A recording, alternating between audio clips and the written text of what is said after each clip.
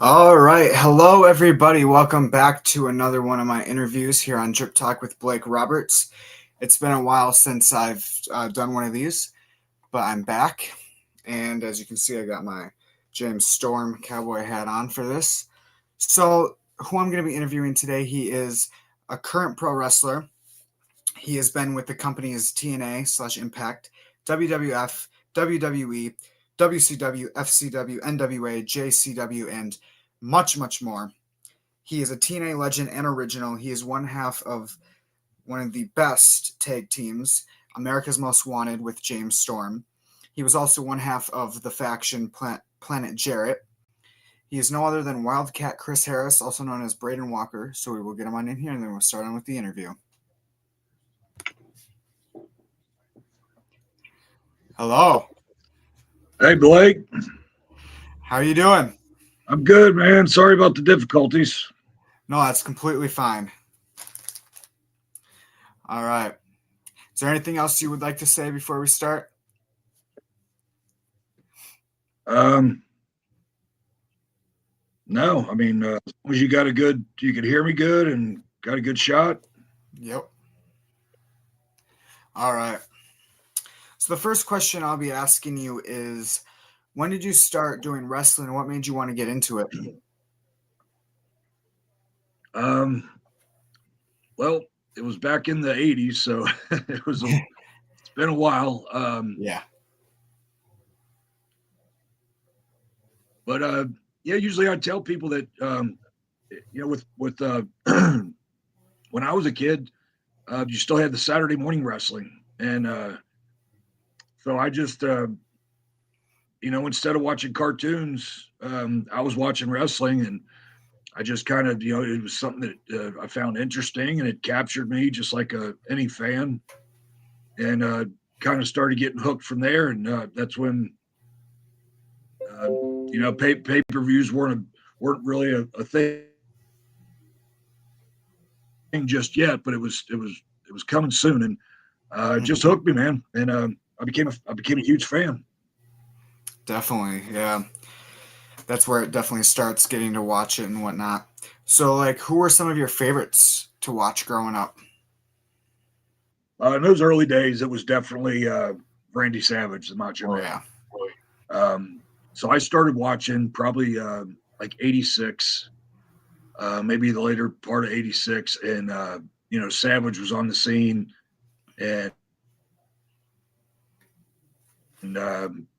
of course, Hulk Hogan was leading the charge there. So, he was the main guy. So everybody's watching him. But Savage is the one that I really took to. I just thought he, now that I know more about it, his character and his promos, and he was just he grabbed my attention, man. And I loved watching him in the ring. I thought he was great. And like I said, it was towards the end of 86, and I was kind of hooked at 87.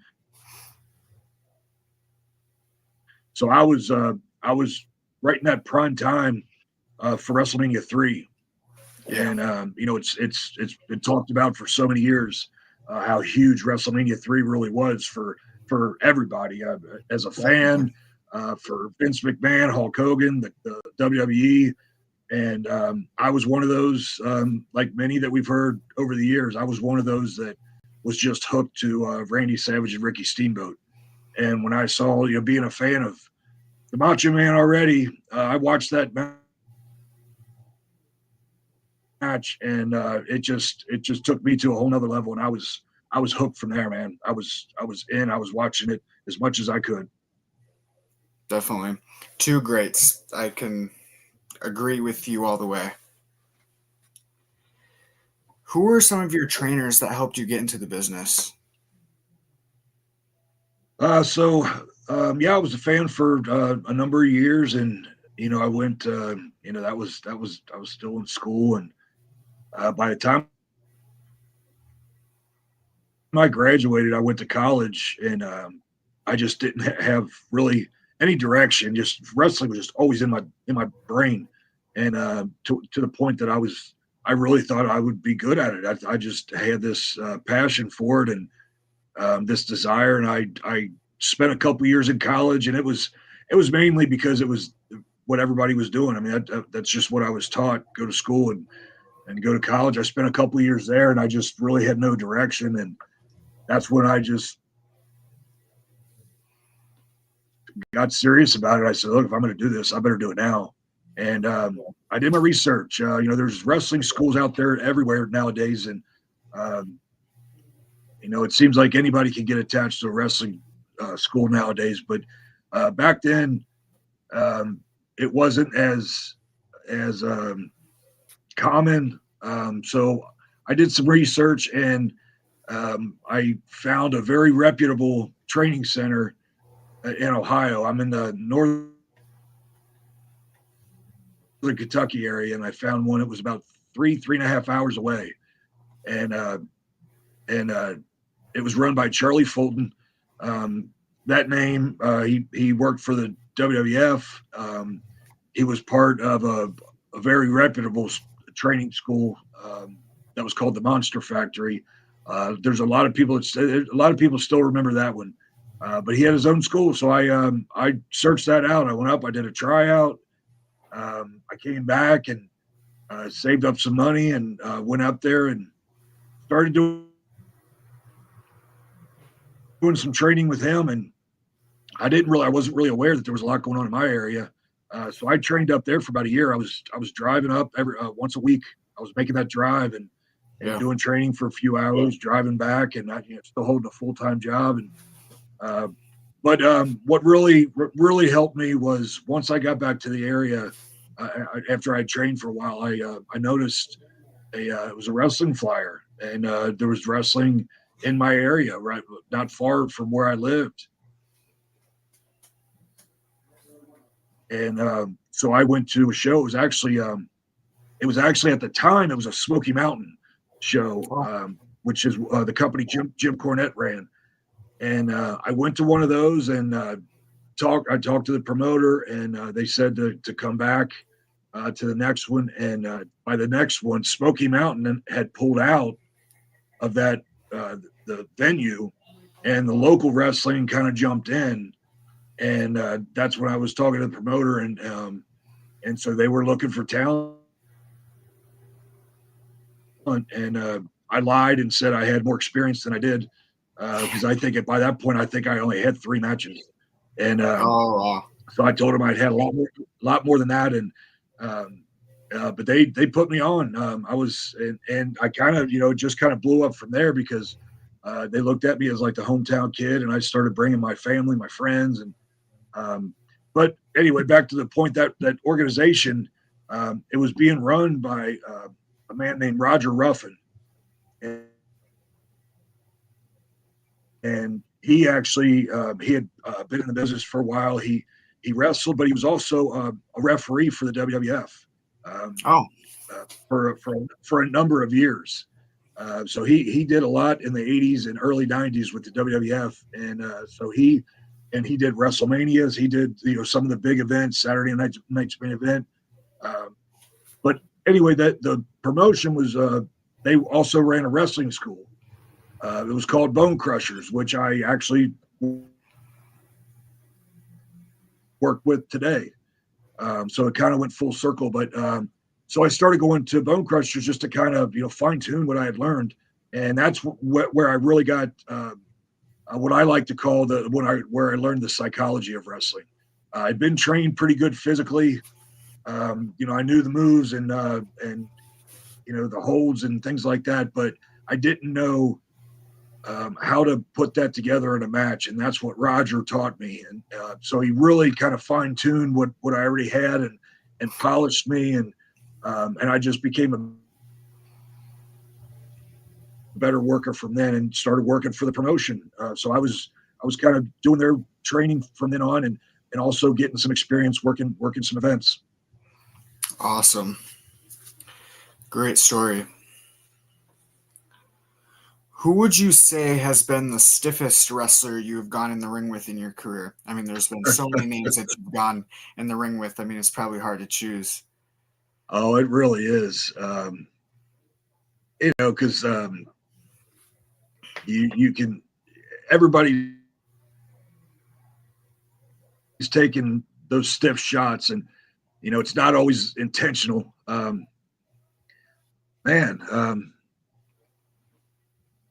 wish I could give you somebody though right off the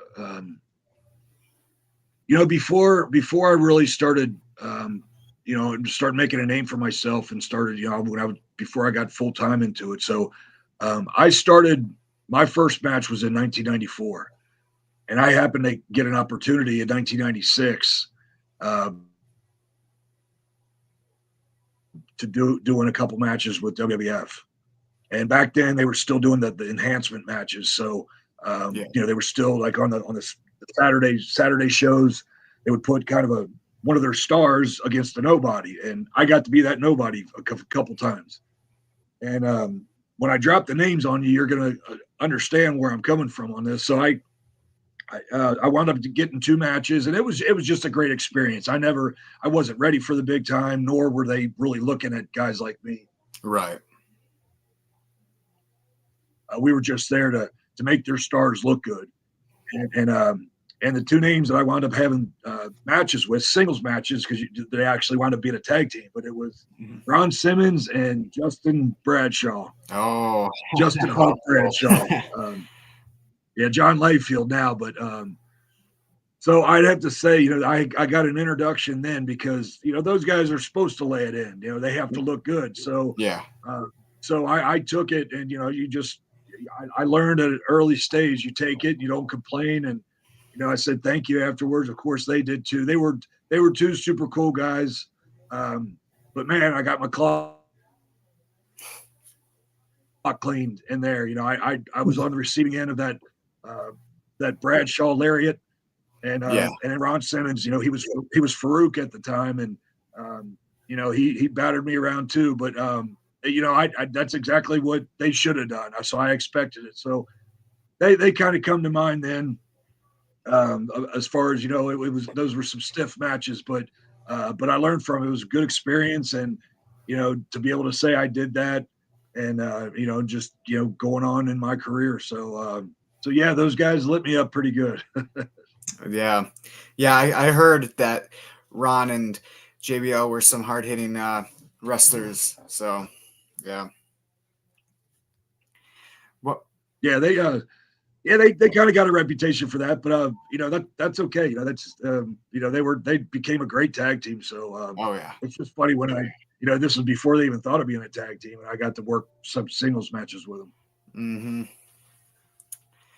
What would you consider to be a weakness and then a strength of yours in the wrestling business?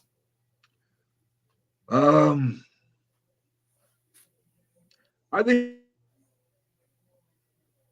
one of my strengths, and I'm thankful that I can still do this part, but just the psychology of wrestling. I think well, I mean, it's definitely a different day, but I feel like some of the psychology in wrestling today is lost, and one of the things I do in my coaching is I'll have the guys do a match, and of course I can help them put it together, but afterwards when I get to critique them, I can tell them what they did well, what they didn't do well, and maybe, and I kind of give them alternative. Maybe if you'd have done it like this, it might have made more sense. So I don't know how much sense that makes, but I just feel like I got a good grasp, and it takes years. It takes a long time. Oh yeah. But I felt like I got a good grasp on some psychology, and nowadays they have impressive moves and they're great athletes, but they need to be taught where to put that move in the match, and understand why they're doing it then. And I think that was one of my biggest strengths. And it's like I said, it's something you learn as you move on. I mean, I'm not saying I was by any means an expert. Even in my TNA days, I was still learning. But after 30 years in the business now, and I kind of get to tune my skills, without actually getting in and doing it. I get to tune my skills by helping some of the younger generation. So that would probably be one of my, I'd say one of my strengths. One of my weaknesses, I would say, It's not that I have difficult time finding weakness. I could pick apart a lot of things that I do, but I know for a lot of years I cut some good promos, but I feel like I struggled with that more. Like even though I was out having some good matches, and even this is even during TNA days. We got a lot of credit for having really great matches, but if coming up and doing a promo on the fly or something like that I would always get real nervous about that. Again, it's just doing it more and more. But like when you're filming it in the back, you had the luxury of doing more than one take. I've always liked being live. When I go live, you have to do it. You have to make it work. And I was always much better doing a live promo rather take after take because Storm and I used to joke about this because we either hit it, nailed it the first time, but if for some reason something slipped, we'd wind up it'd either be one time or it'd be 10 times. Because it just once you slip that once, it's like and then you can't get it right again. And that would always make me a little nervous. So I was a little uncomfortable during some of the early times doing promos. So that might have been my weakest area. And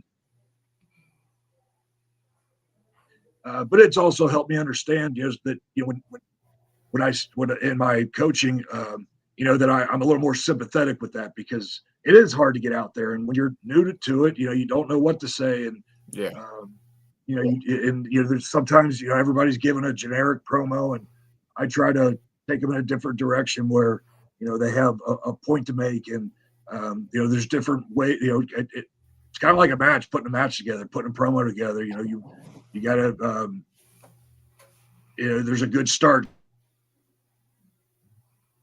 good finish, and then you got the meat in the middle. And so anyway, to answer your question, I probably struggled with some promos in early days, and then but my strengths, I still feel like I can make sense out of putting a match together. Yeah. And with the promo thing, I mean, probably hard remembering even like the promos and then going out and then being nervous doesn't help, Oh, sure. Yeah. And the thing is nowadays, it's, I used to hate when they would say wrestling had scripts because there wasn't really a script. You just kind of got bullet points, and then you kind of create your own promo from there. Now they really do have a lot of scripts, and there's too many of them try to memorize. And then when you go and you recite what was written, it doesn't come across genuine.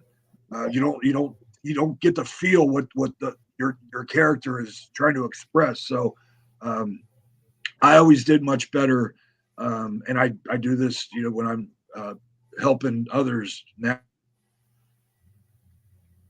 nowadays, but I do much better when points, let me know what point you want me to hit, and then I'll build around it. And so that's what I try to do with the guys now. I don't want them to memorize anything, because especially when you're young and you're inexperienced, if you memorize it and you slip up one time, you have nowhere to go. You have you've already slipped, and you don't know how to get back on track. So, yeah, I mean, I think it's promos come across much better when you feel natural and hit your points, but put your emotion into it as well. Yeah, definitely, I agree. If you could go back in time and wrestle anyone that has passed away, who would that be? Well, I guess man, I would love to have a match with Randy Savage. That would just be a thrill from a little kid standpoint. I would love to have done. This may veer from the question because I did wrestle this guy, but I wrestled Kurt Hennig a couple times. And I wish that I had more time to maybe work more of a program with him, like do some more stuff with him. The two matches I had were kind of just one-offs. We didn't really do a whole lot. So I would love to have had, and I became good friends with Kurt. So I feel like the fact that we became friends, and I feel like we could have really done some stuff if we had some kind of program where we had more than one match together. So yeah, from a fan's perspective, I'd love to be in there with the Macho Man. But yeah, as far as somebody I could really do something with, perfect. Kurt Hennig was perfect, man. It would be a lot of fun when they're with him. Definitely. Out of all the companies you have wrestled for, which company do you think was like your favorite to work with, and that you had like the biggest bond in? That was no doubt TNA. That's an easy one. Yeah, TNA just being there from the beginning. Everyone had that sense of, we want to make this work, and we put our heart and soul into it. And even though there were some tough times there at the beginning, well, I mean, the tough times it was kind of the roller coaster. Just struggling to keep it around, but we became, we became a family in TNA, and you heard it a lot of times. Whether it was, coming up, the two big ones were WWF and WCW, and it was kind of run, corporate run, and even though you have those that you get along with, it was just so everybody was walking on eggshells of just whether or not they were going to get in trouble or do something wrong, or people vying for each other's spots and things like that. And the beauty with the beginning of TNA was we all wanted to do our part for the big picture of making that a success. And so it was just little by little, which with each TV deal or each venue that we were starting to work in, and traveling, and just those kind of things. Just each success that we were getting, it was just made us feel like, hey man, we're on to something. And so yeah, we just wanted to really do our part. I wasn't running the company, I wasn't on the inside, but when Storm and I had a match that we needed to take care of, then we went in, and it was our job to put the best match we could together and give the fans the most exciting tag team match they could do. And that way we knew we were doing our part of that show to make it a success. So yeah, TNA has always been number one to me. For sure. How did America's Most Wanted with you and James Storm come about to be a tag team? Well, we both we were both hired. We had a somewhat of a tryout. We call it a tryout now, but when the promotion was kind of being put together, guys,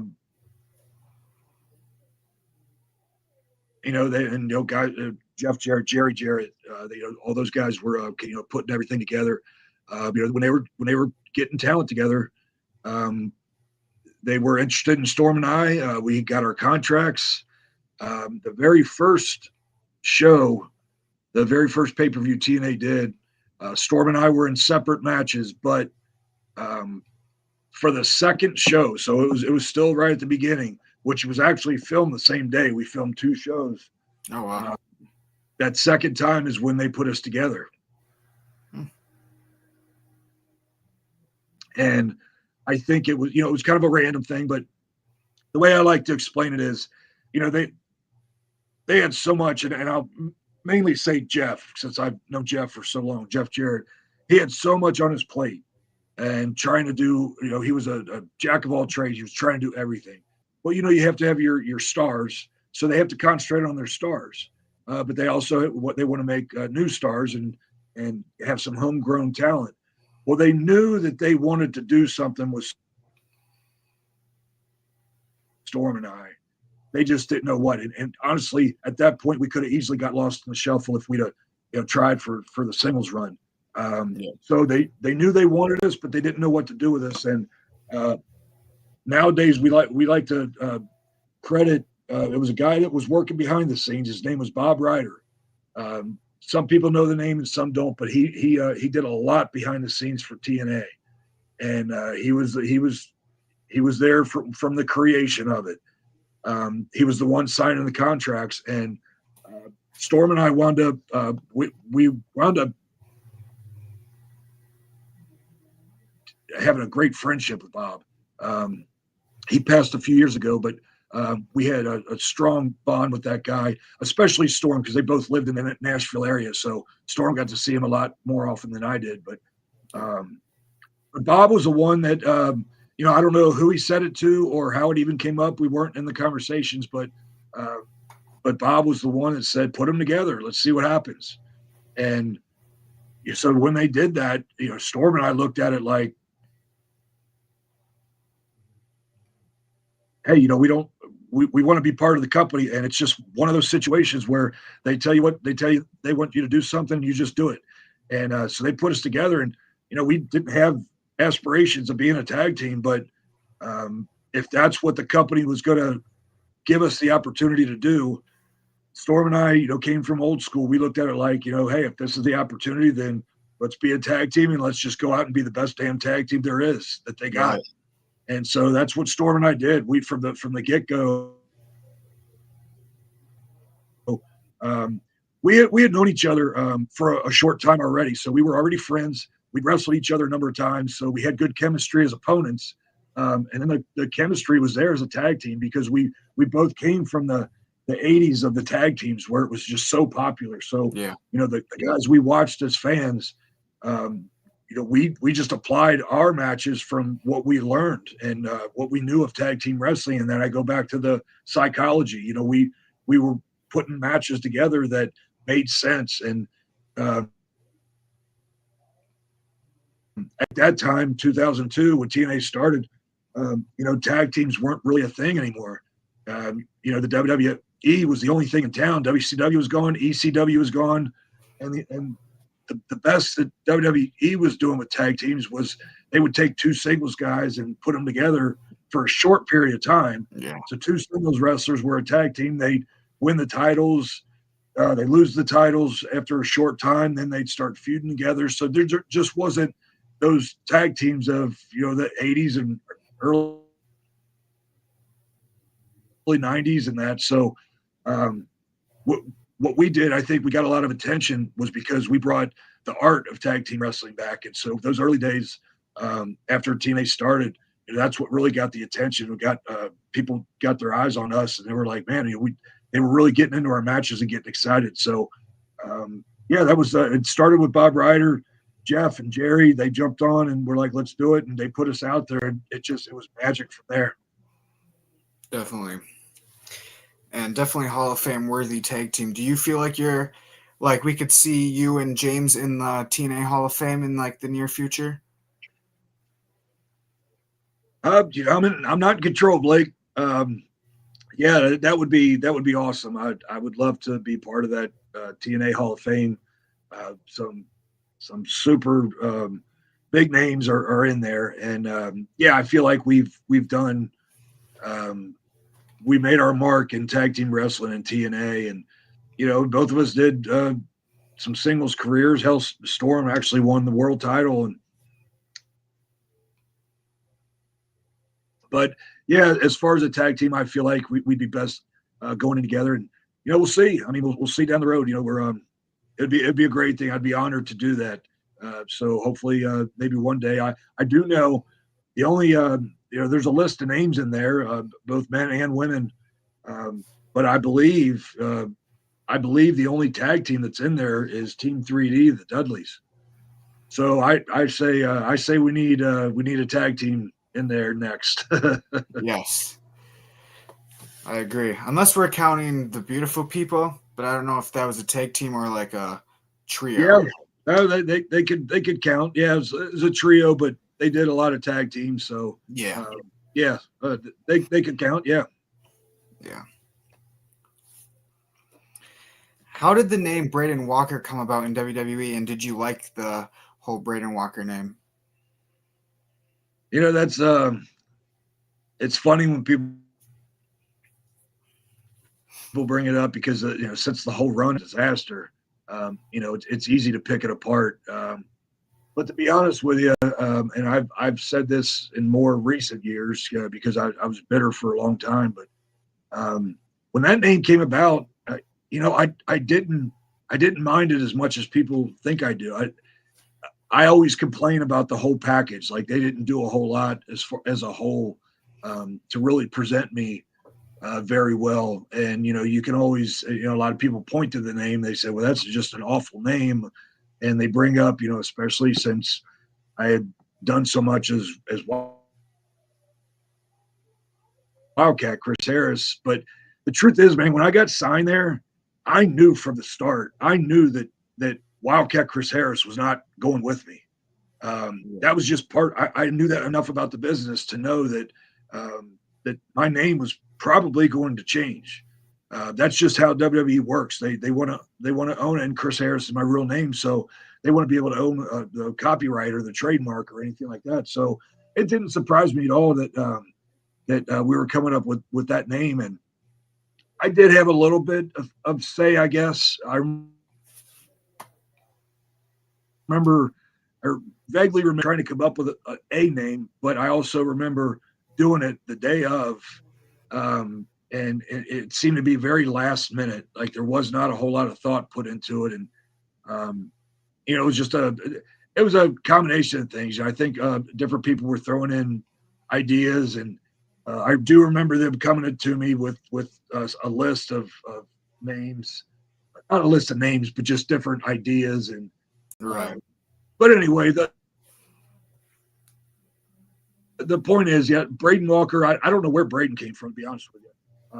I was kind of on board with the Walker, just because I said I had a little bit of input, but there was a name from a movie, and so I kind of threw that out. And but yeah, it really didn't matter to me because at the time I felt like I had enough confidence in myself and in my ability that it didn't matter what name they would give me, that I would go out and I could make a success out of it.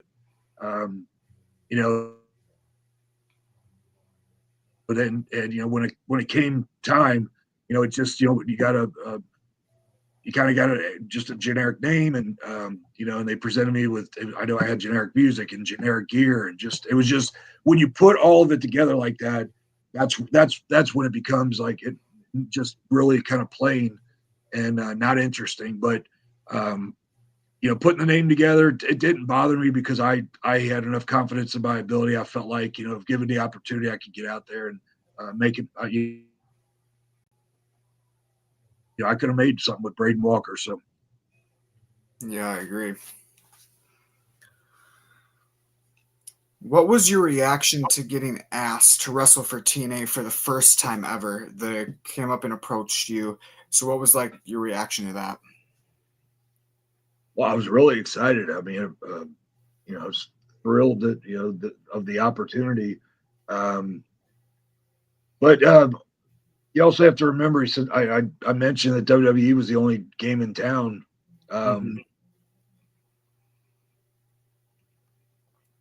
There were a lot of, in between WCW going down, which was at the beginning of 2001, the first few months. In 2001 and the beginning of 2002, there were a lot of, you don't hear about them now because nothing really came of them. There's a lot of startup companies. There were a lot of people trying to put something together to get a wrestling company going just because there was a void there. Nobody wanted WWE to be the only one in town. So I was a part of a couple of things that I really had high hopes for that didn't wind up happening. So when I heard about TNA, and I was regularly wrestling in Nashville, which is where Jeff lived, and that's kind of where the office was for a long time.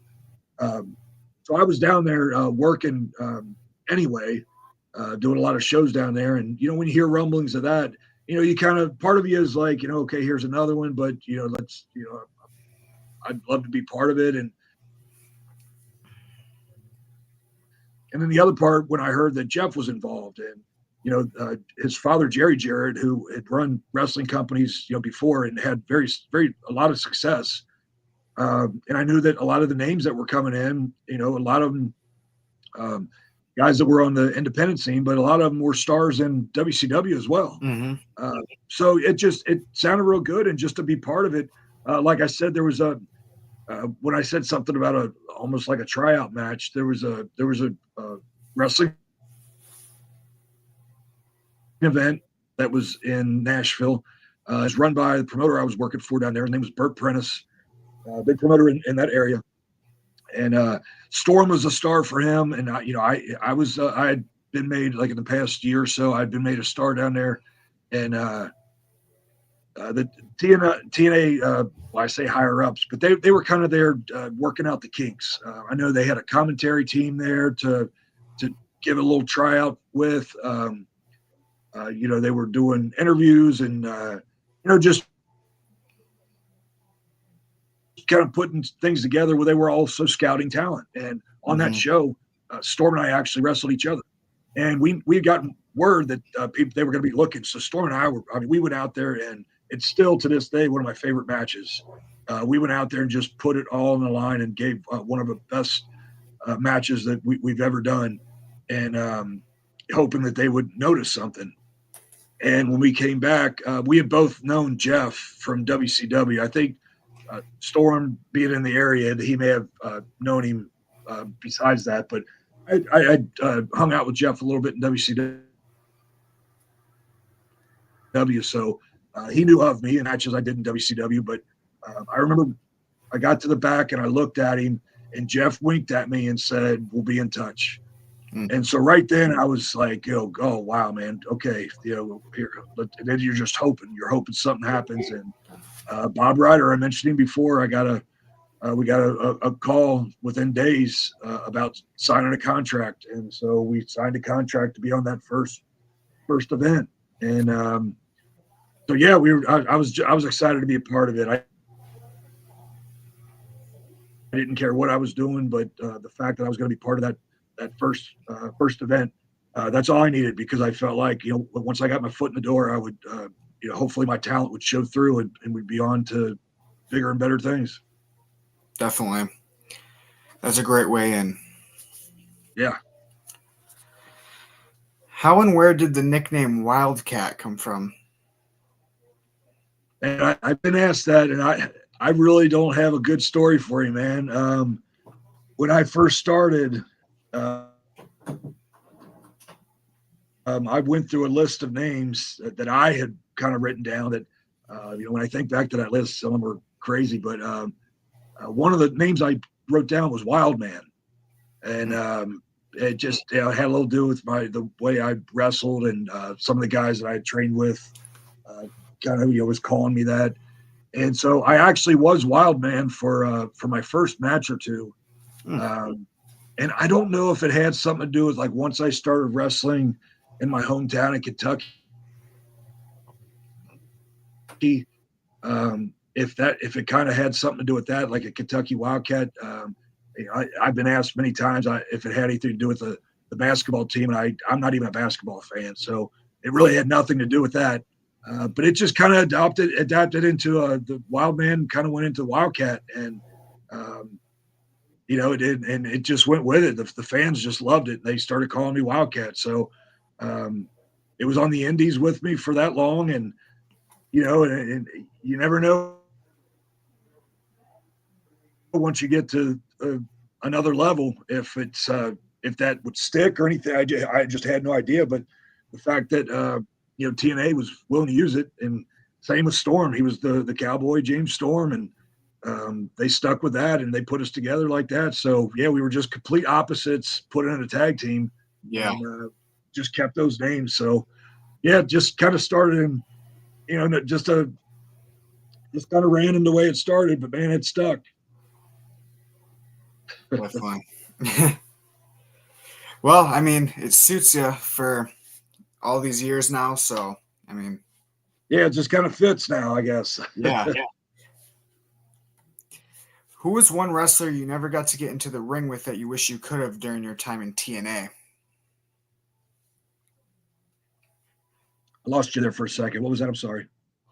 Who was one wrestler you never got in the ring with that you wish you could have in TNA? My go-to on that, again, this is kind of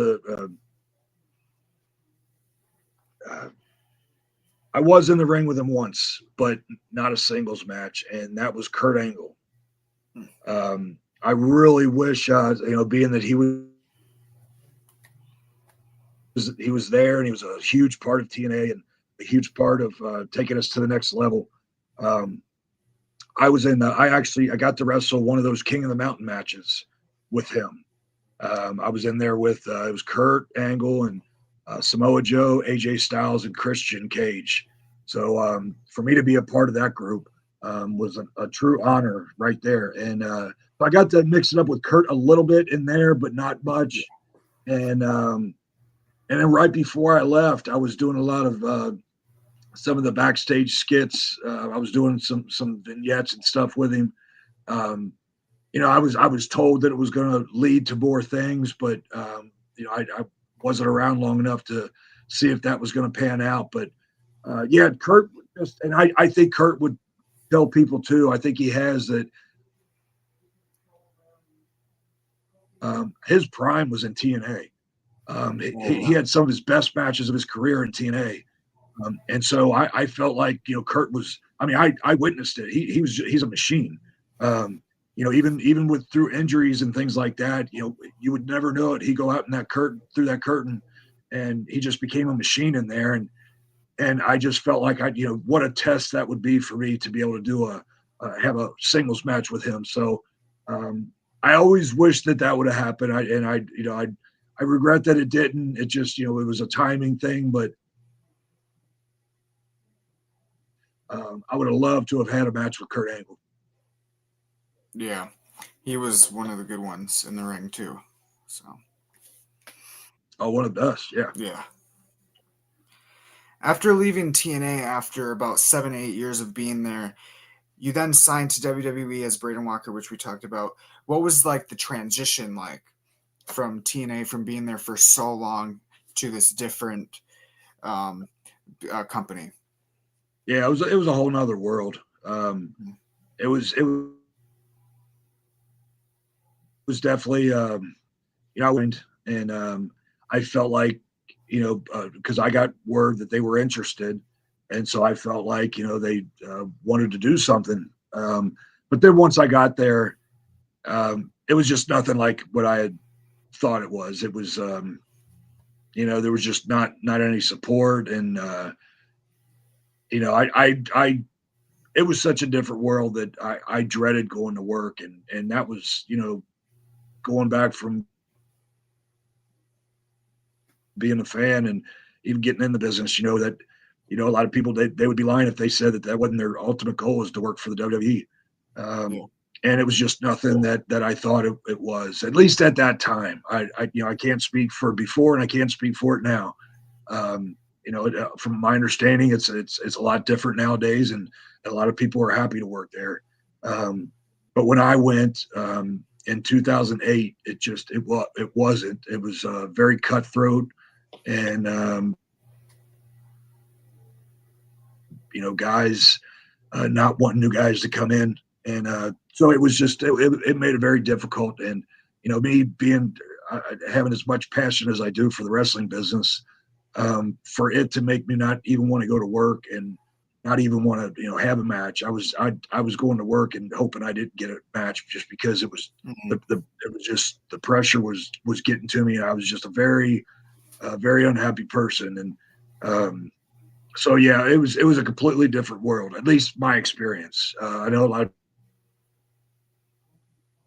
people have very similar experiences, but they also have very different. A lot of them have been happy with going there, but I was one of the early ones. Got a lot of guys followed after that and had some success in WWE. But at the time I went, could be bad timing, I'm not sure, but it was not a good experience for me. So going from TNA to WWE was a completely night and day. Man, that sucks. Getting the opportunity of a lifetime and it just falls into pieces. Yeah, it was very heartbreaking. it was. Yeah. man, it was a rough time for me. Yeah.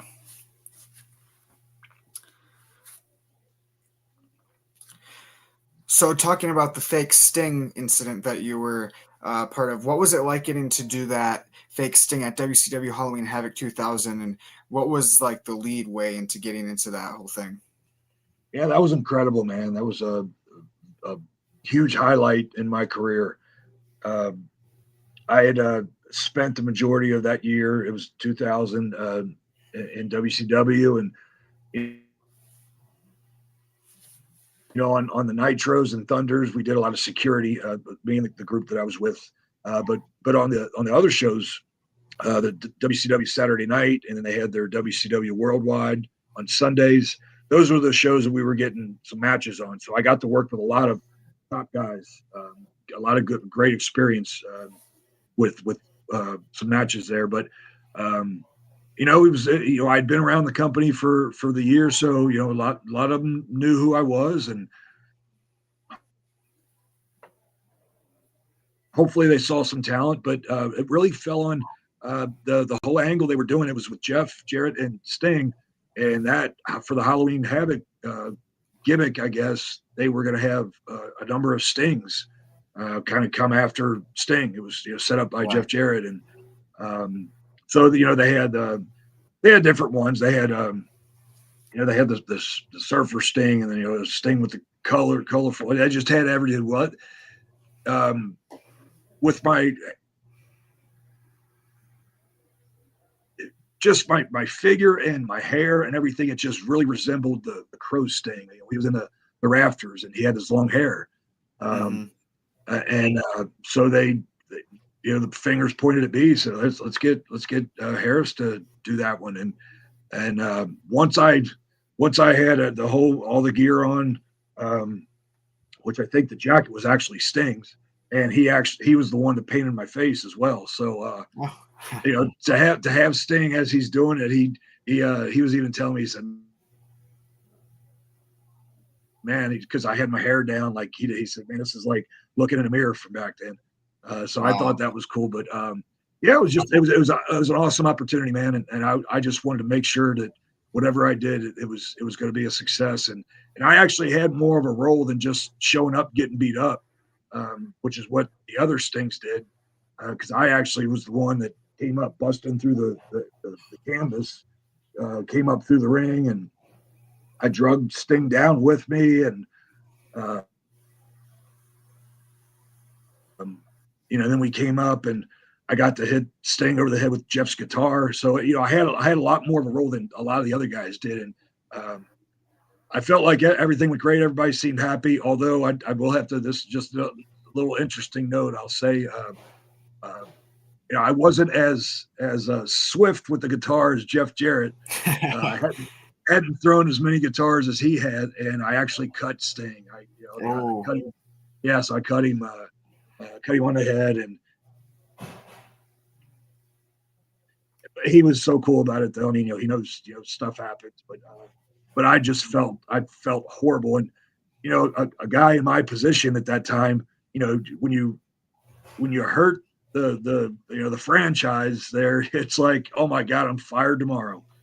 And so I was worried about that. But the next day was a Nitro, and of course I went to him and apologized probably 100 times, but he told me, it's all good. So, but yeah, what a thrill to be able to do that, man. And I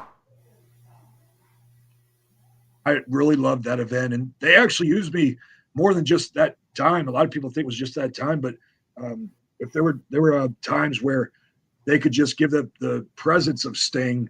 There were times where I came out of a coffin, and they would just do the strobe light real heavy in the arena. And I remember I was hitting Vampiro with the bat, and of course if you look close you could tell it wasn't Sting, but right. The whole illusion was that it was Sting doing that. Mm-hmm. And there were even times that they got me in the rafters, where I was just kind of up there, and they would show the light up there, but it would just be just enough to see the vision, but not look too close. So yeah, there was a number of times I did Sting, but that was by far the the most exciting. Wow, that's cool that they used you for that. Yeah. I know that there was an actual guy that did the fake NWO Sting, Jeff Farmer. He was like one of the guys that did it. So, yeah, that's cool.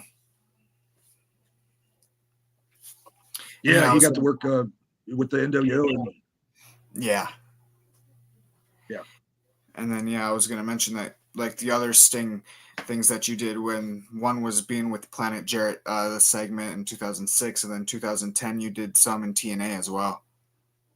Yeah, that was fun too. And I have to, it all goes back to those that were there in WCW that saw it. So, we went back and did that little thing in 2006 where we came out looking like that. That was fun. And then in 2010 I did a little something with Jeff too, where he beat the hell out of me, and I can't remember exactly what that was, but I guess it was to show that he was beating up Sting. So, but yeah, it's funny. You get to reprise the role. Yeah. What was your friendship like with Sting outside of like the business? Were you guys any like close at all, or did you guys talk? Yeah, with a lot of our interactions, we talked, but it was all business. I mean, yeah, I was never real close to Sting. Just a lot of interactions over the years, and we got to get in there. I think one of the times it was probably the Planet Jarrett thing, but we did the cage match where it was Team Sting and Team Jarrett, and the actual finish of the match was Sting had me in the Scorpion. So it was kind of cool to be able to get in there with him and do that too. So yeah, being able to talk to him about the match. So we actually got to work together a little bit, but I wasn't close to him. But you ask anybody in the business, and they don't have a bad thing to say about Sting. So all of my dealings with him were very pleasant. Super cool guy, super nice guy, very giving. I mean, the one time that we actually, were opponents in there, he was very open to, doing things. So it's just, it was an honor to be able to, somebody as worthy as Sting, it was an honor to be able to work with him over the years. Oh, for sure. And then in 2004, you won Match of the Year at Triple X, where it was you and Storm versus Daniels and Elix Skipper. Could you share about that match and what like some of like your favorite things about that match were? Because it was one heck of a match. Thank you. That's one of the ones that we're most known for. We had great chemistry, great matches leading up to that with Triple X. A lot of people don't remember, but we had a cage match with them a couple years prior to that in the Asylum back in Nashville, and even that one was incredible. And we got so much such good feedback from that match. So when the Six Sides of Steel came around, we were going to do it in a six-sided cage this time instead of the four-sided. Of course, the four of us, the first thing you want to do is you want to top the first one. But we kept, the more we talked, and it was like, how do you top that first one? But I tell you, man, the way you do it is to put four minds together, and four very creative minds, and I can't say enough good about Christopher Daniels and Elix Skipper. I love being in the ring with those guys. I don't know if we ever had a bad match with them, but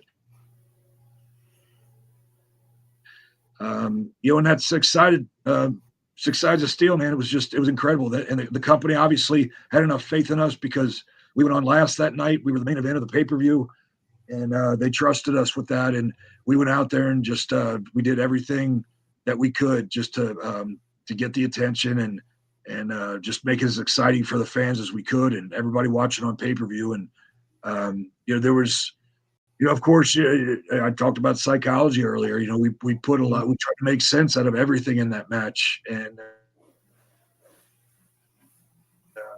of course, everybody's going to remember the cage walk. Of course, which they should. That was something just incredible for Elix to pull that off. And I always joke because a lot of times people bring that up, but sometimes they forget the guy that took that hit and took that fall.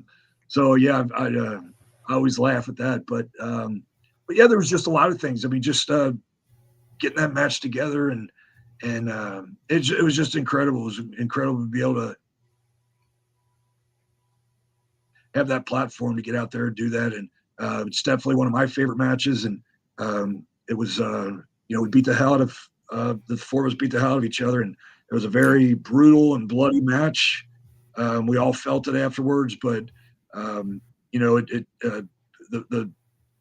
result was worth all the pain that we went through. So it was definitely high up on my high achievements.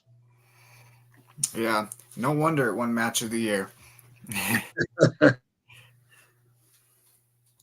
I mean, you guys put it all out there for at least an award. Who would have thought a tag team would have won Match of the Year?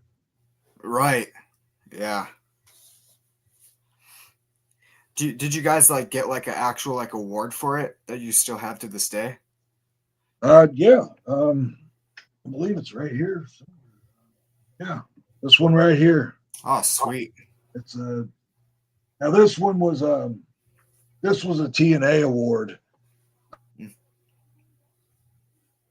I think, gosh, I wish I could remember now, but I thought that the PWI, which was a big magazine back in the day, they always had Pro Wrestling Illustrated had awards, and I thought maybe we had gotten Match of the Year in there too, but I'm not for sure on that one. But yeah, that's the TNA award that we got. So yeah, pretty proud of it. Yeah. And then in 2000 at WCW, you had a match against Elix Skipper for the WCW World Cruiserweight title. What was it like getting a title shot in WCW early in your career? I lost you again. Did you ask about Elix? Yeah. In WCW, you had a Cruiserweight Championship opportunity. What was it like getting to have a title match early in your career in WCW? Oh man, you know what? I didn't even think about it like that. I was just every match I had in there, I was just thankful that I was getting the opportunity to show what I had, and again, it was they weren't necessarily the enhancement matches that I did with WWF, because these were more competitive matches. Yeah. So it wasn't what we would call a squash match. So I got to do a lot of those guys gave me a lot in those matches, and Elix was trying to. He came from the power plant, I believe. So and he was trying to make a mark on himself too. So he was in there trying to do what he could, but he was he wanted to have a competitive match too. So I don't know if I even thought of it being like that, a cruiserweight title match, because I was just in there trying to put a good match together with the Elix Skipper. So I don't even think that even registered to me that it was a title match. Right. Whose idea was it to come up with the faction Planet Jarrett, and did you like your time being with the faction? It was such a big faction with many members. Yeah. That had a lot to do with, Jeff was the most hated guy in the company. He had so much heat, and that was at a point. I guess we had done our thing for about 4 years, and we were the top tag team. We were the biggest baby faces there was, and fans loved us. And I remember we had signed a new contract, and that's when we kind of talked about maybe a different direction. And Storm and I were all for it. I think we're probably heels at heart. So yeah, when that opportunity came, we were all for it, man. And so we did something at what was a house show. Now they did have footage of it, but it was a title match between Jeff and Raven, and Raven was the champion. And we filmed it in Canada, in Windsor, I believe. And it was just a surprise to everybody. They had us come down and take care of Raven, and Jeff won the title back. And then from then on, it was the three of us, and so the three of us kind of became a faction. But that was along the same time that we were getting ready to debut on Spike TV, which was a huge deal for the company. And that's when Gail Kim signed with the company. Yeah. And right away they were going to align her. I think they were originally just going to align her with Jeff, but the fact that we all became a group, she started coming out with us, and I think she was more aligned. I think when people think of us back in those days, they think of Gail Kim being with us more than Jeff. So it was a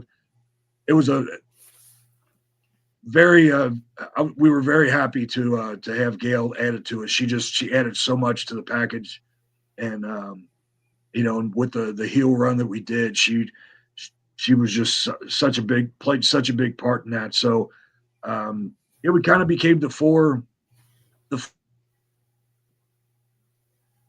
of us running in a group. But I know there was in and outs with Team Canada, and I think maybe Monty Brown had a little something to do with it too. But yeah, the main faction that I leaned towards was Jeff, America's Most Wanted, and Gail Kim too. So yeah, that was a great time when Gail Kim was validating you and Storm there for a little bit. Yeah. What are your thoughts on the WWE and TNA partnership that's going on at the moment? What do I think about that? Yeah. As of right now, I'm on board with it. Anything that can help TNA, I'm for. I hope it stays a partnership. I hope that we don't in the future look to where they purchase TNA, because I feel like that would be a mistake. Same thing happened with WCW, ECW. They're all gone, and I want to see the fact that TNA has survived this long. I think really says something, and having the partnership has definitely given them more exposure. No doubt about that. The cross promotion with NXT. I just think it's just given a lot more opportunities for a lot of people, and and plus it given some opportunities for people to sign some contracts with WWE as well. So I love that for our TNA stars to be able to have that opportunity to work for the WWE and make more money and just all that kind of all that. So as of right now, I think I love the partnership, and as long as it benefits TNA, I think it's a great thing. I know a few people may have been worried when the NXT stars had some of the titles, which is that could be concerning when you see it like that. But hopefully that's just part of the program and part of the direction that they're going. And as long as everybody comes out on top on this, I think it's a great pairing. I think it's a great partnership, and hopefully TNA, it just helps them to grow. Yeah. What would be cool is if you and Storm came back for another run in TNA and maybe had some crossings in with NXT, because I know James Storm has a background in NXT wrestling there. So it'd be cool maybe having some tag team matches in between there. Yeah, that's something to think about. Yeah. I don't know how much I don't think we're the America's Most Wanted of the 2000s anymore, but you know, we once in a while we still get in there and pull something off. So yeah, that it's fun to think about and fun to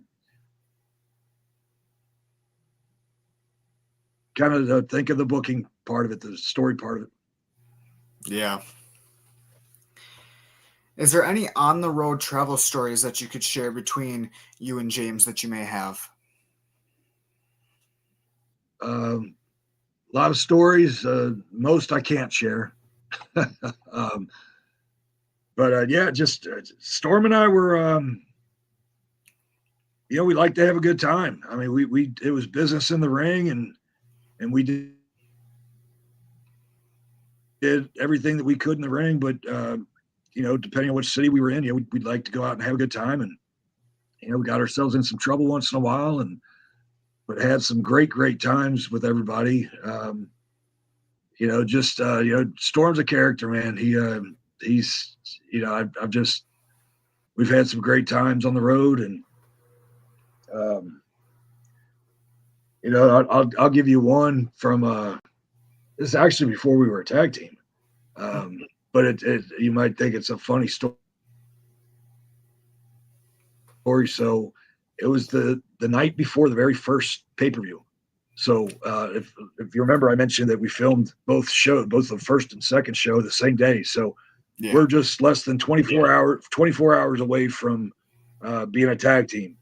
But we were all looking for the opportunity, and so we all went to Huntsville, Alabama. That was where the first show was, Huntsville, Alabama, and four of us got a room. It was myself, it was Abyss, it was Storm, and Wolfie D, who he was going by Slash at that time. He was part of the New Church. They were doing the New Church thing in those early days.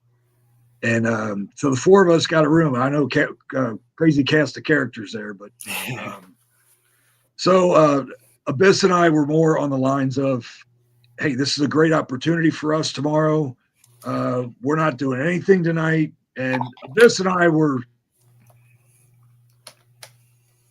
you know, we were drinkers. We like to go out partying. We enjoyed all that, but not that night. You know, we were gonna take it easy that night. We were gonna get a good night's sleep, and we were gonna be prepared for the next day. We were gonna go to the gym before the show, and you know, we had it all planned out. That's what we were gonna do, because that's, you know, we wanted to be ready, we wanted to be prepared. Right. Storm and Wolfie, not so much. They decided to go out that night, and I don't know what they got into, but you know, they had a few drinks, and I don't know how many people remember the early days of being Storm, but or the early days of America's Most Wanted. But Storm used to carry guns to the ring with him, and you know, I'd make my entrance, he'd make his to the side where he'd get up on the turnbuckle during our entrance, and he would fire off his guns, his cap. I don't know what kind of guns they were, but I don't know if they're cap guns or what. But you know, he'd fire them off, and you know, kind of part of his gimmick, part of the Cowboy, fire them off like that, a couple shots, and you know, and people enjoyed it. You know, he eventually got away from that. For whatever reason, I don't even remember how that happened. But anyway, the point is, Abyss and I are in the room. It's probably 2 o'clock in the morning, 3 o'clock in the morning. We're sound asleep. And Wolfie and Storm, I guess they planned this, and they bust open the door, and the son of a bitch Storm starts shooting off his guns as they bust in the hotel room. And I'll tell you what, it scared enough of me, as you could probably imagine. But I want you to try to have a mental picture of a 6'8" giant trying to sleep, and the way this man, you'd have thought that you'd have thrown a spider on him or something. He jumped out of his bed so fast, and was you know, this monster was just scared to death, because we both thought somebody busted in our hotel room shooting us. Yeah. So anyway, it was just, we all got a laugh out of it. We weren't laughing then, but it's a fun story to talk about that, them two busted open the door and Storm decided to fire off his guns right there. I'm not, of course that's a different time back then, but we didn't get any trouble with it. So, but yeah, it's a fun story. Well, that's great. You just want to, you probably just wanted, you were probably upset, weren't you?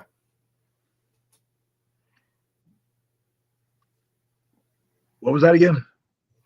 Were you upset, or were you just like, did you know that it was a joke and that, like? Well, yeah, I'm sure we were upset at the time. Yeah. It's never those kind of jokes and ribs that, they're never fun at the time. But yeah, afterwards it was harmless. He didn't shoot at us, he just shot the guns off. And, but yeah, that scared the hell out of us.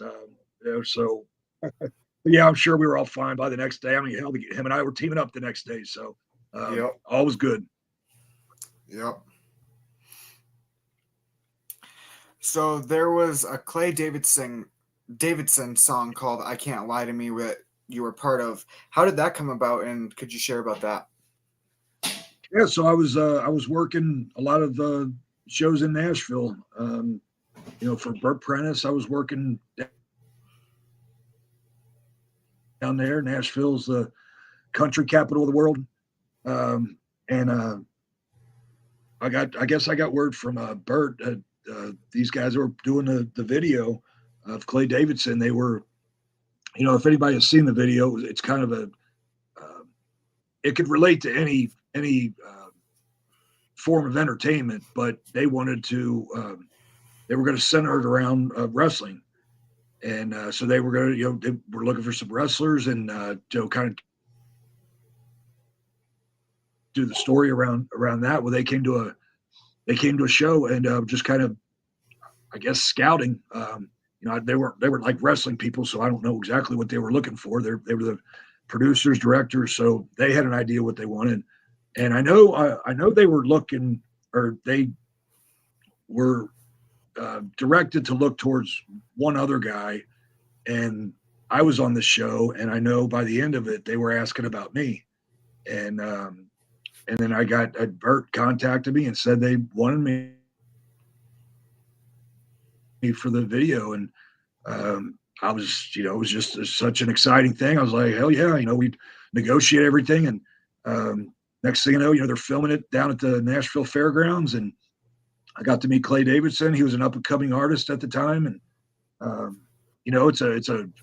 it's really an awesome song. And I thought the video was really well done, but we did, I think it was just 2 days of shooting. So we did a couple full days and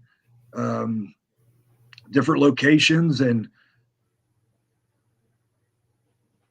I remember, I was introduced, I had my own trailer and that. So they really took care of us, took care of me. And it was just a lot of fun. It was really a lot of fun to do. And that was the year, I think it was like towards the end of 1999. And 2000 is when I started doing some WCW stuff. All right. And it's funny that, here I am finally getting on TV. My big goal in wrestling, you want to get on TV, and I'm having several matches on WCW TV.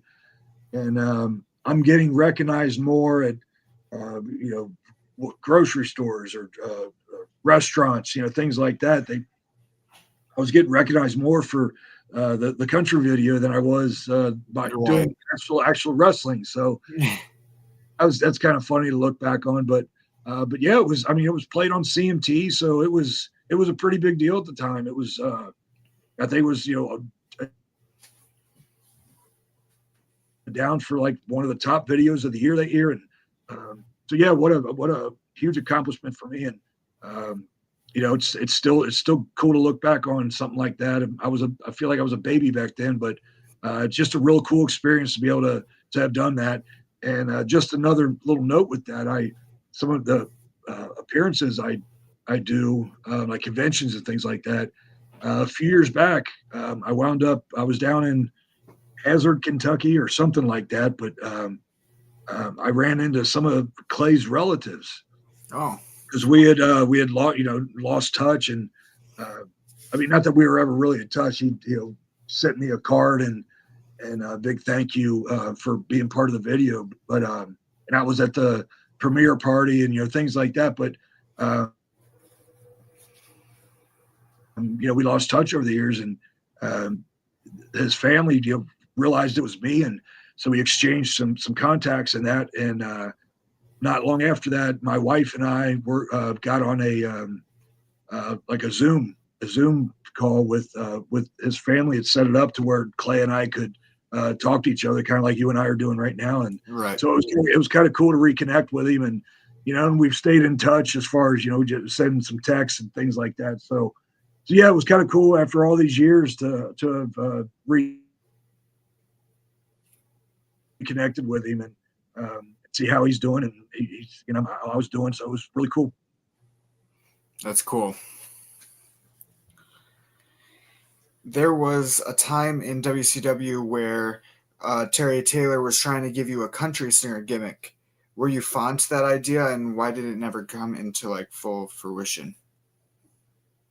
Well, at that point, I was open to anything. Anything that was going to start something off, I was down for anything. But it stemmed from the video. They were aware of the video, and I think they were going to have me like come to the ring with that music. And right aside from a country gimmick, which I'm a Kentucky boy, but I'm not really from the South, I would say. So I'm not really I guess I got a little bit of redneck in me, but I'm not. There's a big difference between Storm and I. Let's just put it like that. So I wasn't sure how well I would fit the gimmick, but I would have been willing to make it work. I was more excited of the fact that everything's been done in wrestling, and that was such a unique way to debut a character with a country music video. That's the part I was excited, is that they would have played this for the audience, and I'm the guy in the video, and I'm a wrestler, and having a debut like that. So I was really excited about that. I thought that that idea was fantastic to debut someone like that in a way that nobody's ever debuted like that before. So I was a little disappointed that didn't happen, but I'm not sure where it would have gone. Jeff was kind of already in that, even though he's a Nashville guy, and he came to the ring with a guitar and all that. So I'm not sure how that would have played out, but yeah, it was an idea that was brought up. It kind of got shut down as fast as it got brought up. Yeah, that would have been cool to see. And then in WCW, you were part of the R&B security, which I think you mentioned a tidbit earlier. So what was it like getting to take part in that, and what are some like fond memories of getting to do that?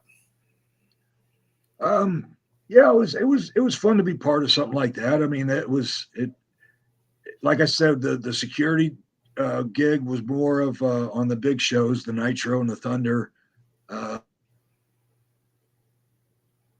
And then we would have our matches on the other ones. But being R&B, it wasn't just the normal security that you saw back then, or even nowadays.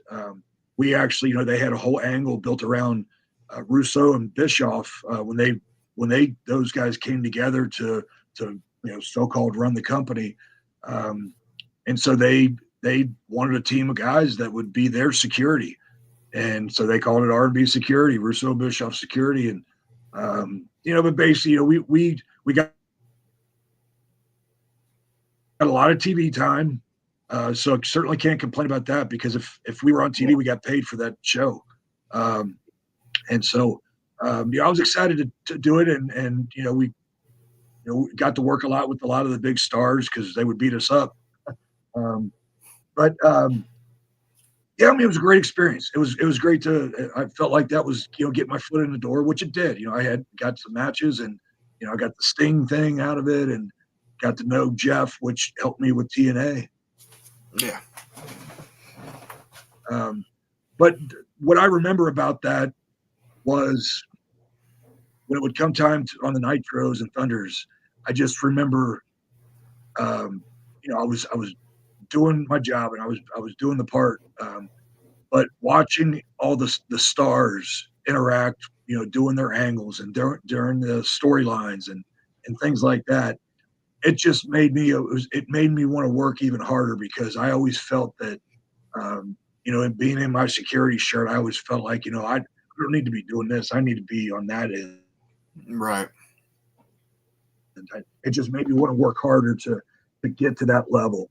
And so, yeah, it just motivated me. I was happy to do it and enjoyed the time I did, but it just made me want to push harder to be able to be one of the top stars in the company. Definitely. There was a time in your career you got an offer to join Vince Russo's stable, the Sports Entertainment Extreme. What was the reasoning for you turning down that offer?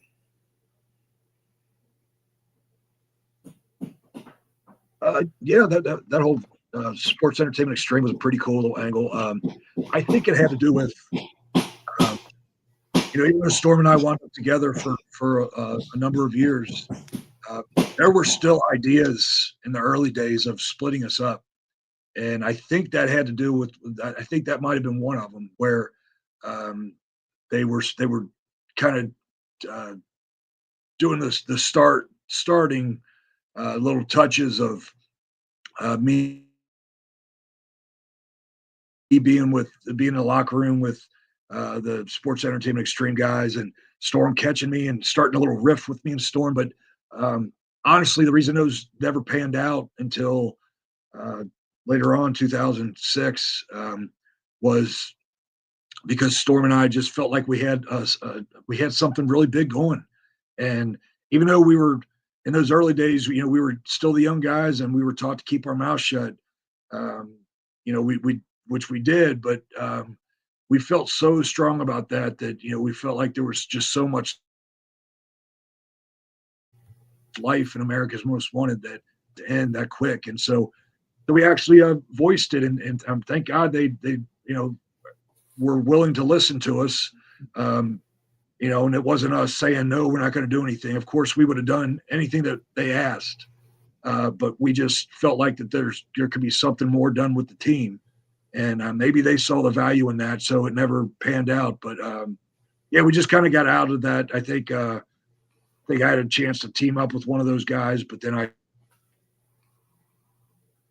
decided against it. I was going to team up with Storm, and I think that's the story had something to do with that. But yeah, that's what was going on behind the scenes. I think they were going to they planted some seeds of us splitting up, and but it never happened. Yeah. And then in your career, during a storyline with James, you had to wear an eye patch for a little bit, which was from the TNA LAX match and everything like that, in a titles versus team match, which you guys lost and which would cause the split up, I'm pretty sure. Yeah. What was it like getting to do that and then have your eye get a beer bottle thrown? What was that last part? The very last thing you said? What was it like getting to do that and have a beer bottle thrown at you? Yeah. That's never fun. But we knew the direction we were going, and so we wanted to make it as real as possible. And so yeah, we did the beer bottle thing and damaged my eye, which kind of led to the whole story. And yeah, I think for a number of months, well, I can't remember how long. Yeah, it was a number of months. I mean, I think I was off TV for a short time, but the times that they were bringing me back, I was in the eye patch. So it's very awkward to work in that. Kind of throws your perception off, and your balance in that, especially. I think I actually had to do some matches with it, but so that was challenging. But man, I was willing to do anything for the story. So if it meant wearing that eye patch, I was going to wear that eye patch. Which led to the whole him trying to blind me angle, and so we had a lot of fun. I mean, it was unfortunate that it was the end of America's Most Wanted at the time, but Corbin and I were very excited on showing what we could do in singles, and we were gonna first show it against each other. So yeah. So we were excited for the opportunity too. Definitely. Because then after that you returned, and then you guys started a big feud, which was great. So yeah. And then not too long after that, you also had a feud with Dustin Rhodes, which went on for a little bit.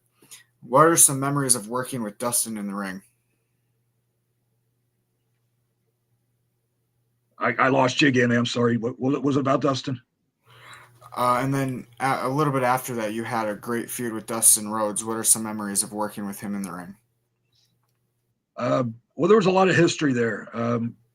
We did a lot with Dusty during the time with TNA. We worked with him a lot. We did some 6-mans with him. We got the team with Dusty. It was almost like he was an honorary member of America's Most Wanted. So that was a lot of fun. So we were close to him, and Dustin did some stuff early on. So yeah, it was always enjoyable, but to be able to work with somebody like that. And then when Dustin came in this time, I think they were going to try something new. They were going to try to something, since Russo had so much to do with the Goldust character. They were going to try almost like the evil version of Goldust, and so that's where Black Rain came in.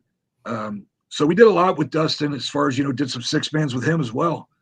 So he was we considered him a friend, and we did a lot of backstage skits with him as well. So yeah, it was just, I mean, somebody his caliber, it was a privilege to be able to work with him. And then when we got into our singles, I went my way, Storm went his, and Black Rain was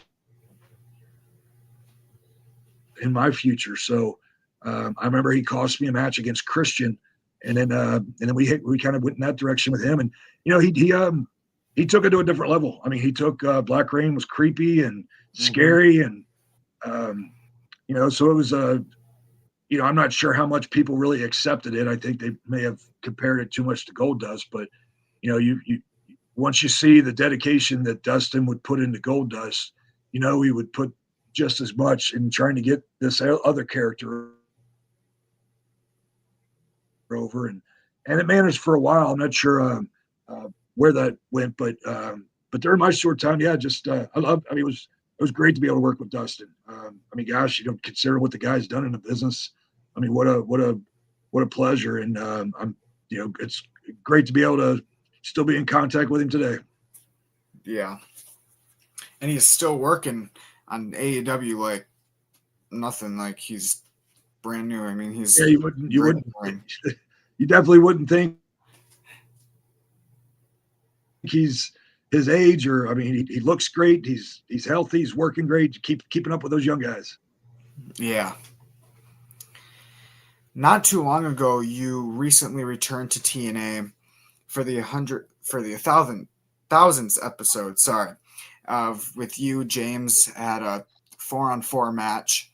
What was it like getting to go back to TNA 16 years later, getting to reunite, doing that match and in front of the TNA fans once again?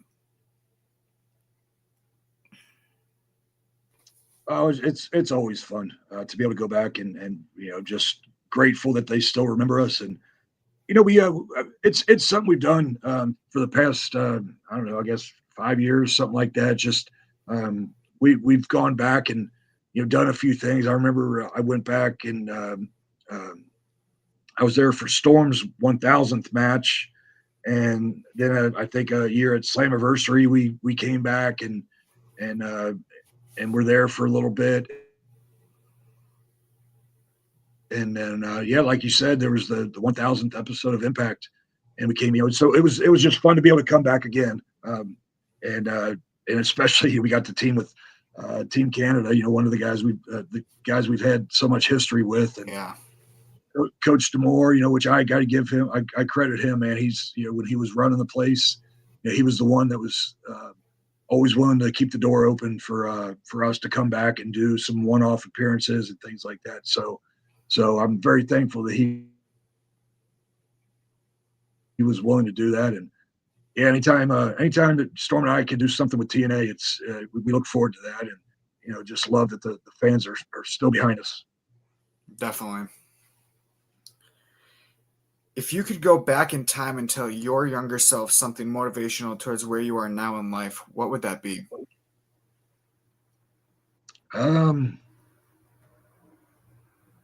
Definitely to not give up. If you got this goal in mind, and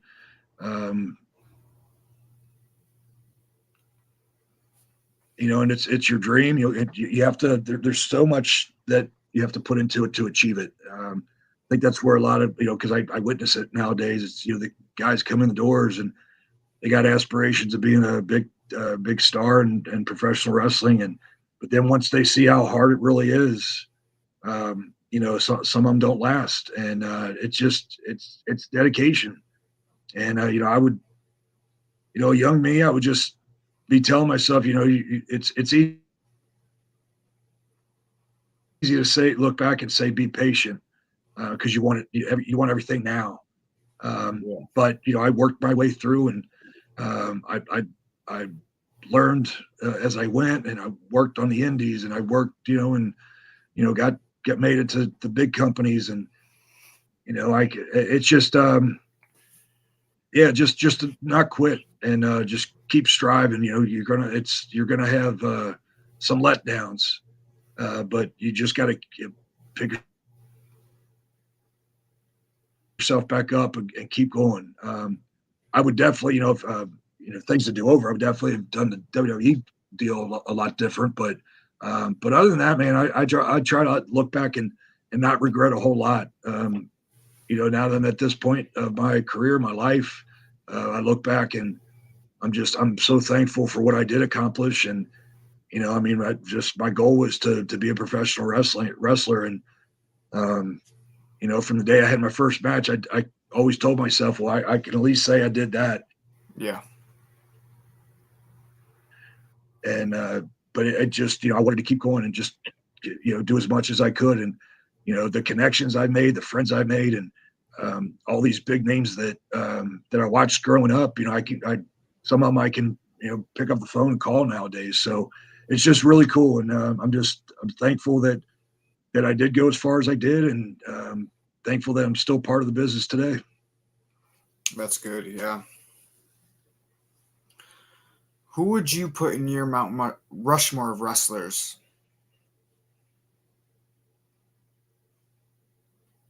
Oh man, yeah, that's always a tough one for everybody. Everybody's answer is different. Just it all depends on the context that you're looking at. But if you're looking at just the biggest names that have been in the business, you got to go with guys like Hulk Hogan, and you got to go with guys like Austin, and maybe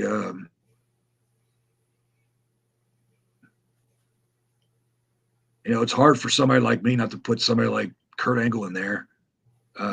Yeah. The Undertaker would be a name that would be at the top of the list. But then some of the ones from the past, how do you not include somebody like Andre? So it's just I try to look at some of the biggest draws and what they've done for wrestling in general, and what Hogan did in the 80s and 90s. Austin did in the late 90s and 2000s, and the fact that wrestling's bigger than ever nowadays. So, it's just there's a few names that I throw at you that I would put on there. For sure. Yeah, the names that you did list were definitely good names. So Ric Flair got to. I mean, how do you not have a list without Ric Flair? Yeah, there should be more than 4 heads on the Mount Rushmore. Oh yeah. An out-of-pocket question, but something I ask everybody is, have you ever wrestled or done anything in Wisconsin before? And is there a memory that you remember from Wisconsin?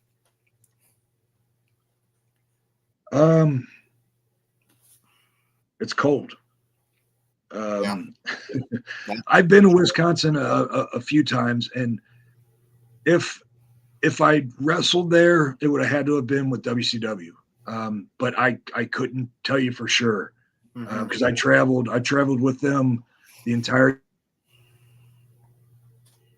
year of 2000 and the beginning of 2001, and I just I have it pinpointed on a map, places that I went, but I just can't remember if it was Wisconsin or not. So yeah, I couldn't give you any great stories. Not as far as wrestling is concerned. I've been up there. My wife has a friend up there, so we've gone to visit. So I've been up there a couple times, but yeah, just nothing crazy up there. Yeah, it's definitely cold already. So, if you could go back and revisit any year of your wrestling career, what year would that be?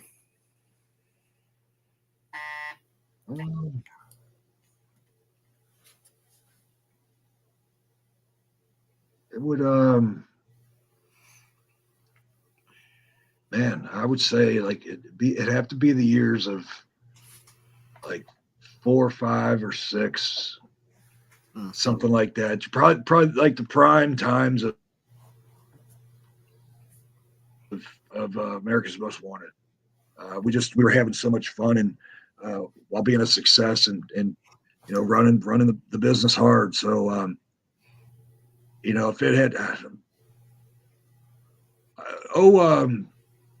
05 and 06 were fun. We had our heel run was really a lot of fun. We got to be a little different than the people were used to. So I'd say 06 was a pretty good year. Yeah. Out of all the places you've gotten to wrestle, where would you say has been the best, either like a venue or country or state?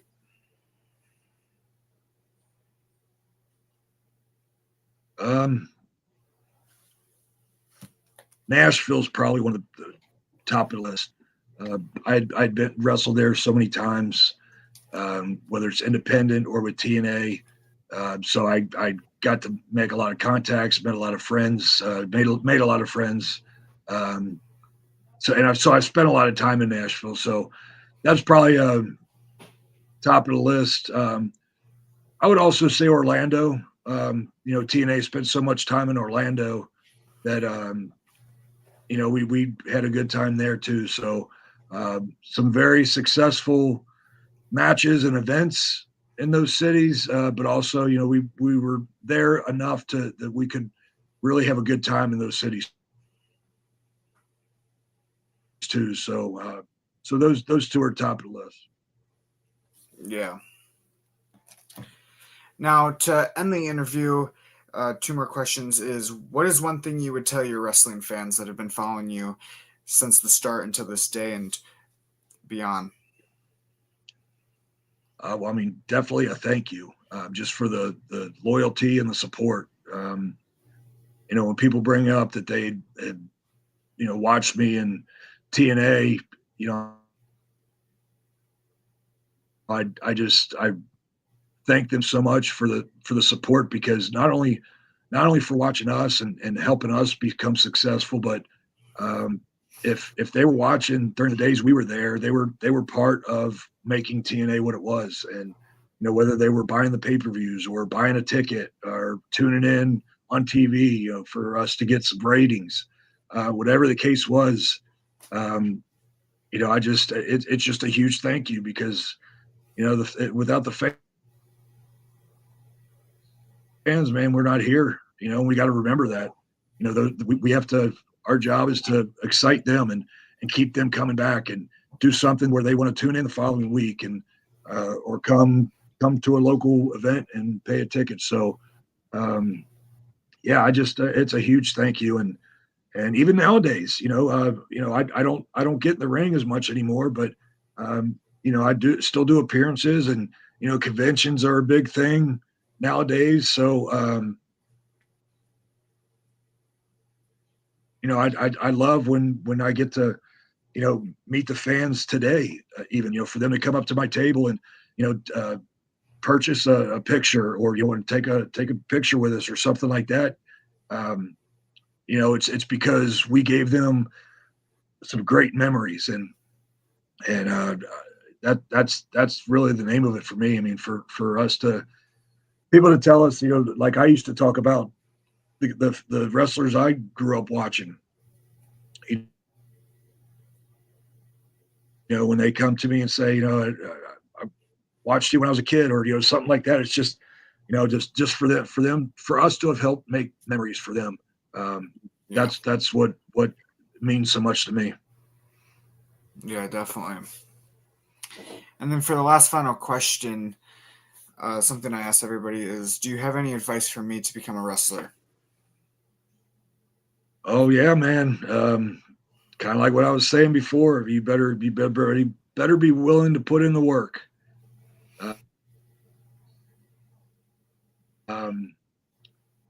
There's probably more opportunity nowadays than there was in years past, but you got to be willing to train. You got to be willing to put your nose to the grind and get in there and keep your ears open.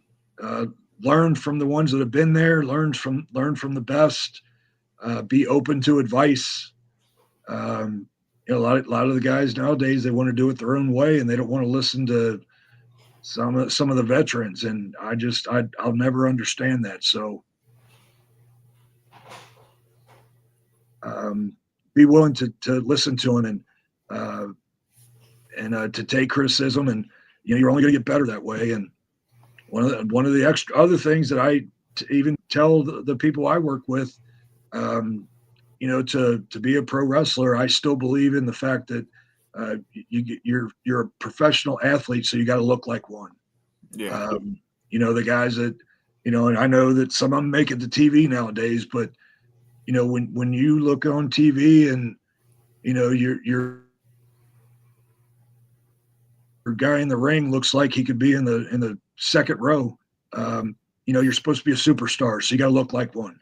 That means being in shape. That means getting in the gym. That means you got to eat right, and whatever it is, whether it's somebody that needs to lose weight or somebody needs to gain weight, or whatever the case is, you got to stand out. You got to do something different. You got to stand out from everybody else, because you're a professional athlete and you're supposed to be a superstar. So just keep that in mind. But yeah, if that's really your goal, man, there's nobody I will tell that they can't do it, because you never know what somebody's looking for. You could be what somebody's looking for to that fits into their program. So yeah, just be willing to work for it, man. Thank you. I appreciate it. Sure. And I appreciate your time doing this interview with me. It was a pleasure having you on. Oh, thank you, Blake. Thanks for having me, man, and good luck to you, bro. Thank you. And is there any you want to put your socials out there so people can get to you and follow you? Yeah, my Twitter is, or I guess X, AMW at AMW Wildcat. Instagram's at Wildcat Chris Harris. You can still find me on Facebook too. So yeah, if anything, you want to reach out to me that way, and especially for bookings, reach out and let's do something. So yeah, thank you for that. Oh yeah, awesome. Well, I hope you have a good rest of your night, and thanks again. Okay, Blake, like the snake. Thanks, man. Yep. Thank you.